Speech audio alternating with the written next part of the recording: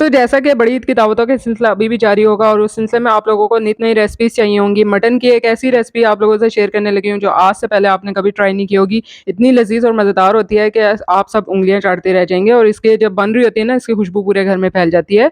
तो चलते हैं रेसिपी की जानिब और देखते हैं कि ये रेसिपी कैसे बनी है। अस्सलाम वालेकुम, welcome to my YouTube channel kitchen with Zaim. तो मटन की एक ऐसी शानदार रेसिपी जो आप लोगों ने आज से पहले कभी ट्राई नहीं की होगी। इसकी ख़ासियत जो है इसमें डलने वाले कुछ ऐसे मसाले हैं जिनकी खुशबू जो है वो पूरे घर में फैल जाती है। तो आप लोग ज़रूर ट्राई कीजिए, बहुत ही लज़ीज़ और मज़ेदार और बनाने में इंतहाई आसान है। कोई टाइम टेकिंग रेसिपी नहीं है। यहाँ पे 1 किलो से थोड़ा-सा ज़्यादा मटन का गोश्त लिया है, मिक्स बोटी हैं, 3 अदद दरमियाने साइज़ की प्याज़ लिया है जिसको चॉप कर लिया है, 3 अदद बड़े साइज़ के टमाटर हैं, कुछ साबुत मसाले हैं जिसमें 8 से 9 जो है वो लाल गोल मिर्च है, हाफ टेबल स्पून सौंफ है, 1 टीस्पून सफ़ेद ज़ीरा, 1 टीस्पून जो है वो मैंने साबुत धनिया लिया है, 1 टीस्पून जो है काली मिर्च ली है।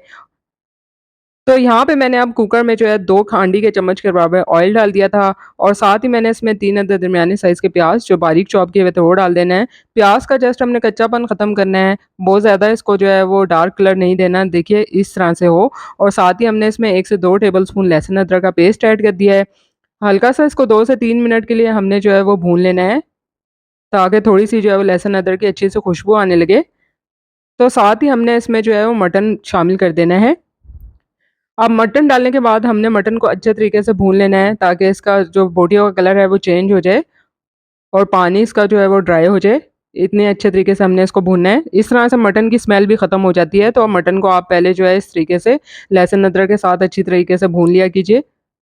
तो रेसिपी आपकी इंतहाई मज़ेदार बनेगी और मटन की जो है स्मेल भी नहीं आएगी। जब तक मटन यहाँ पे भून रहा है तो हम साबुत मसाले जो लिए थे उसको हल्का-सा हम भून लेते हैं। इस तरह से फ्राई पैन में डाल के बिल्कुल स्लो फ्लेम पर आपने 2 से 3 मिनट के लिए इनको ड्राई रोस्ट कर लेना है। थोड़ा-सा ठंडा करने के लिए रख दिया है मैंने इसको।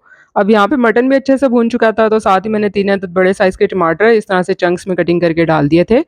और साथ ही अब मैं इसमें नमक भी ऐड कर रही हूँ। टमाटर के साथ ही जब आप नमक ऐड करते हैं ना तो टमाटर अच्छे से जो है गल जाते हैं जल्दी। यहाँ पे मैंने 1 से डेढ़ टीस्पून इसमें नमक डाल दिया है। गोश्त की क्वांटिटी के हिसाब से डाला है, आप जितना गोश्त लेंगे उतने ही आप मसाला ऐड कीजिएगा। साथ ही मैंने इसमें हाफ़ टी स्पून जो है वो हल्दी पाउडर डाल दिया है और ये मसाला मैंने पीस लिया था। ये देखिए थोड़ा-सा आपने जो है ना दरदरा सा रखना है, इसको बिल्कुल बारीक पाउडर नहीं बनाना। अब टमाटर अच्छे से गल गए थे इसमें, तो मैंने 2 से 3 कप के बराबर इसमें पानी डाल दिया था। अब ये गोश्त के गलने के ऊपर भी है कि कितना टाइम लेता है, तो आप उसमें उतना ही पानी ऐड कीजिएगा। तो मैंने अब इसको जो है व्हिसल लगा के रख दिया था, तकरीबन मैंने 20 से 25 मिनट रखा था इसको मीडियम फ्लेम पर। अब यहाँ पे 1 कप के बराबर मैंने दही लिया है, अच्छे से जो है इसके हमने जो है ना इस तरह से लम्प्स ख़त्म कर देने हैं, अच्छे से इसको व्हिस्कर से फेंट कर। अब इसमें मैंने आधा जो मसाला था ना वो इसमें शामिल कर देना है, आधे से थोड़ा-सा ज़्यादा ही मैंने इसमें डाला था, जो मसाला हमने जो है वो ग्राइंड किया था। यहाँ पर आप देख सकते हैं मटन अच्छे से गल गया था, थोड़ा-सा मैंने इसको जो है अच्छे से और भून लिया है और उसके बाद जो दही में मैंने मसाला ऐड किया था, साथ ही 1 टीस्पून मैंने कश्मीरी लाल मिर्च का पाउडर भी ऐड कर दिया था और वो मसाला जो है दही में मिक्स किया हुआ हमने इसमें डाल देना है। इतनी शानदार इसकी जो है लुक हो जाती है ना जब हम दही में ये सारा मसाला ऐड करके डालेंगे। अब दही में जो इसमें हमने मसाला ऐड करके डाला है ना, उसके बाद हमने इसको अच्छे तरीके से भूनना है ताकि दही का पानी भी ड्राई हो जाए। 4 अदद ये मैंने हरी मिर्चें ली थी और इस तरीके से मैंने इनको इस तरह साबुत ही डाल दिया था। अब यहाँ पर आप देख रहे हैं कि इसके ऊपर ऑयल आना स्टार्ट हो गया है। तो ये अच्छे से जो है वो हमारा मटन जो है कढ़ाई तैयार हो चुकी है। साथ ही मैंने इसमें थोड़ा-सा लेमन जूस ऊपर से डाल दिया था, 1 अदद लेमन लिया था और उसका जूस डाल दिया था। हरा धनिया मैंने इसमें ऊपर से डाल दिया था। इतनी शानदार खुशबू आ रही थी, आप यकीन कीजिए कि खाने वालों की चाह जो है वो और बढ़ जाती है। तो उम्मीद करती हूँ कि आपको आज की मटन की ये रेसिपी पसंद आएगी। रेसिपी पसंद आई है तो लाइक और शेयर करना बनता है, साथ-साथ चैनल को भी सब्सक्राइब कीजिए।